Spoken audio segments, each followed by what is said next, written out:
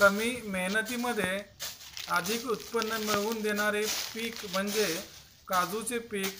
त्याला पांढरं सोनं असं देखील म्हटलं जातं. हे पीक घेण्यापूर्वी काजू हंगामाची पूर्वतयारी म्हणून काजू खालील जे वाढलेले गवत आहे व झाडे झुडपे आहेत ती काढून टाकावी लागतात. या काजू हंगामाविषयी जाणून घेऊया प्रत्यक्ष शेतकऱ्याकडून अस्सल चंदगडी भाषेत.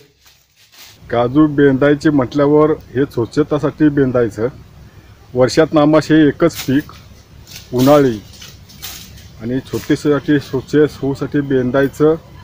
आणि काजू पडली आपणास चांगली मिळत आहे, नाहीतर हे केवंजाट सगळं झालं जंगल की काजू पडली मिळणं नाही, म्हणून हे बेंदायचं म्हणजे स्वच्छता झाली.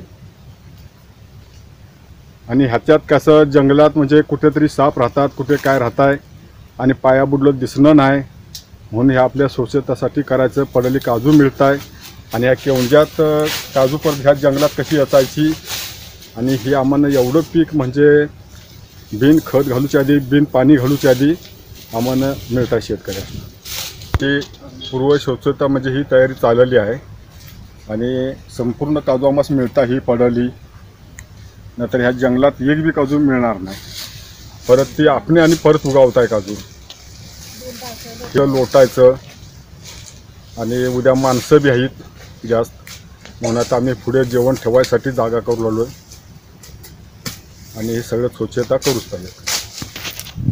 गेल्या वर्षी कसं लॉकडाऊन होतं म्हणजे कुणाचा विलाजच नाही झाला. गेल्या वर्षी काजू आमची 100 गेली, परत 110 बी गेली. आता ह्या वर्षी 160 ते 170 रुपये तरी होऊ शकते. आता सगळं चालू झालं आहे, जरा जरा आस्ते आस्ते म्हणजे काजूचा दर वाढलाच पाहिजे, हीच अपेक्षा आहे. गेल्या वर्षी काय कुणाचा नाविलाज झाला, सगळी शेती टॉप पडली. म्हणजे काय काजू मिरची म्हणा, बिनीस म्हणा, ऊस कुठे असायला म्हणा जायची अवघड झाली.